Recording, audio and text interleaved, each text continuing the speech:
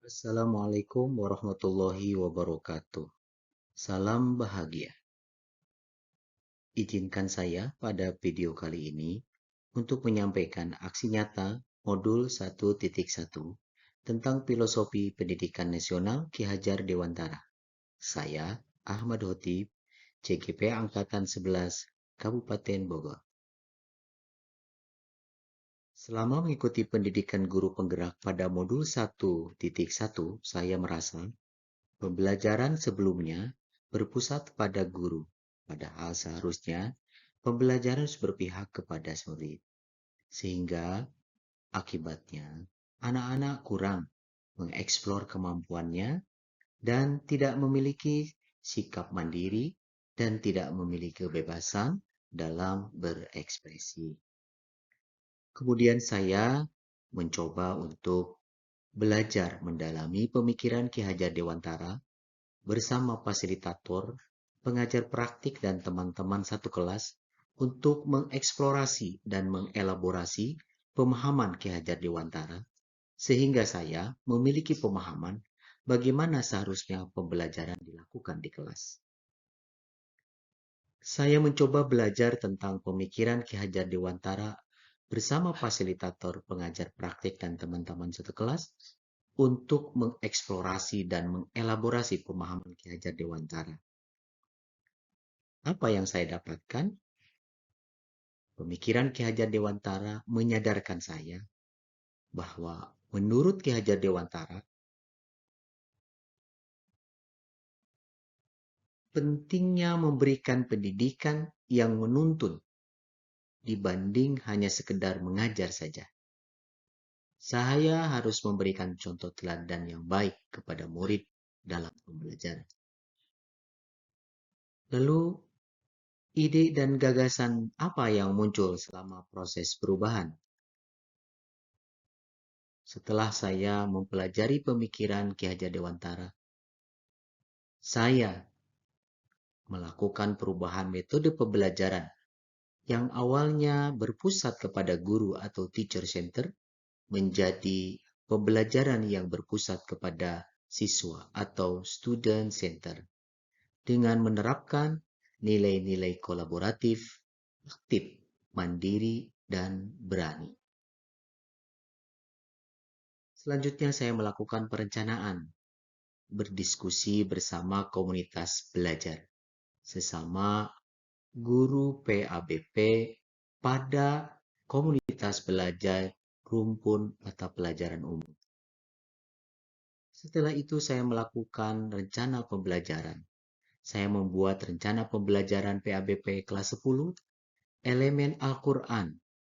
Dalam pembelajaran ini, saya menerapkan satu model pembelajaran collecting correction atau COCO model. COCO model adalah satu model pembelajaran dalam membaca Al-Quran dengan cara tutor sebaya dengan langkah-langkah sebagai berikut.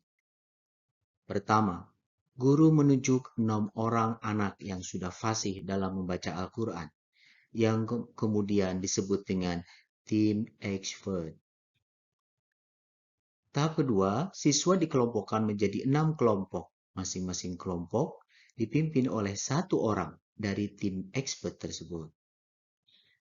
Masing-masing siswa membaca ayat Al-Quran secara bergiliran dalam bimbingan tutor, dan tutor mencatat sekaligus memperbaiki bacaan yang masih belum benar, yang belum sesuai dengan kaidah ilmu tajwid. Setelah seluruh anggota mendapat giliran membaca, selanjutnya tutor menghitung jumlah kesalahan yang diperoleh masing-masing murid. Jika masih banyak ditemukan kekeliruan dalam membaca Al-Quran, maka selanjutnya pembacaan Al-Quran dilanjutkan pada siklus berikutnya. Membaca bergiliran pada ayat yang sama sampai tidak lagi ditemukan kekeliruan. Semakin sedikit kekeliruan siswa dalam membaca teks ayat Al-Quran, berarti siswa semakin terampil dalam membaca Al-Quran. Ini gambaran pelaksanaan model pembelajaran collecting correction dalam membaca Al-Quran. Apa yang dirasakan setelah anak-anak mempelajari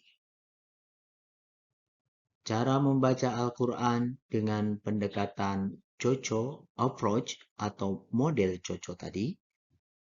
Yang pertama, murid belajar dengan nyaman karena belajar dengan temannya sendiri. Kedua, murid termotivasi untuk bersaing positif bersama murid lainnya untuk seminimal mungkin dapat poin terkecil. Murid dapat mengetahui letak kesalahan dalam membaca Al-Quran dan langsung mendapatkan perbaikan. Bagaimana cara membaca teks tersebut yang sesuai dengan kaidah ilmu tajwid?